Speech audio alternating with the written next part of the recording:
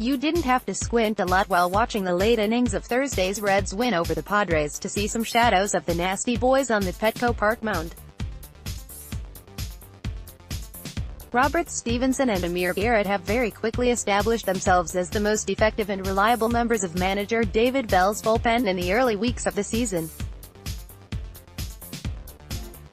It appears that they perhaps have impressed Bell enough to now be considered the go-to relievers in the late-inning setup situations, when the team is either ahead, tied, or behind in a tight game. How Stephenson ranks among 193 qualified relievers, K percent 39.5%, 13 THBB percent 2.6%, 14 THFWAR 0.5, T5 THSWSTR percent 21.4%, 5 THFIP 0.57, 6 THXFIP 2.14, 13 Teixeira 1.71, 11th.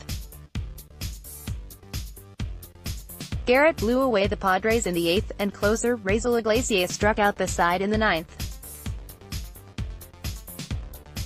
Presuming that Iglesias can recapture the form that made him at times a dominant closer in previous years, the Stephenson-Garrett-Iglesias trio has the potential to become a similarly imposing force as the nasty boys for opposing teams to deal with in the late innings.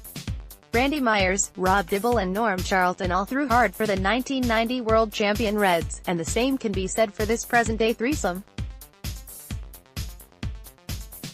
In heyday of the nasty boys, opposing teams knew it was essentially a 6 or 7 inning game. If opponents didn't have the lead by that time, chances were slim they were going to mount a comeback. In what has been a very disappointing start to the season for the Reds, the development of a potential late-inning, lights-out bullpen core is very definitely a highlight. Game 2 of the 4-game series between the Reds and Padres at Petco Park begins at 10:10 p.m. Eastern Time, with the Reds hoping to gain some momentum after breaking a 4-game losing streak Thursday. Name IP era XFIP K percent BB percent Anthony Desclafani 13.17.434.88 25.8% 11.3% Matt Strahm 12.24.266.20 13.6% 8.5%. Despite Desclafani's high earned run average, he may actually have the advantage over the left-hander Strahm, at least on paper.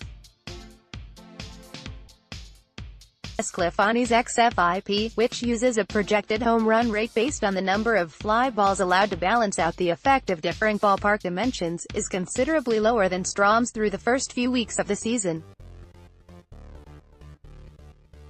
Strahm was very effective last year in his most extensive stint in the majors, finishing with a 2.05 ERA primarily in relief. This season, he has begun the season in the pitching rotation with mixed results. Reds Padres 1B Joey Votto SS Fernando Tatis Jr. 3B Eugenio Suarez 1B Eric Hosmer RF Jaziel Puig 3B Manny Machado LF Matt Kemp CF Will Myers C Kurt Casali RF Franmil Reyes CF Jesse Winger LF Hunter Renfroe SS Jose Iglesias 2B Ian Kinsler P Anthony Desclafani C Austin Hedges 2B Jose Peraza P Matt Strahm Scott Schebler and Derek Dietrich are not starting tonight with a left-hander on the mound for San Diego. Additional insights into the statistical history of the players in today's game is available all season long at baseballsavant.com. Left-hander Brandon Finnegan is in extended spring training in Goodyear, Ariz, our Doug Gray reports. Finnegan cleared waivers after spring training and was outrighted to the minors, but he has not yet been assigned to a team. In category of things could be worse, it was 1 year ago today when the Reds fired manager Brian Price after losing and falling to a record of 3-15.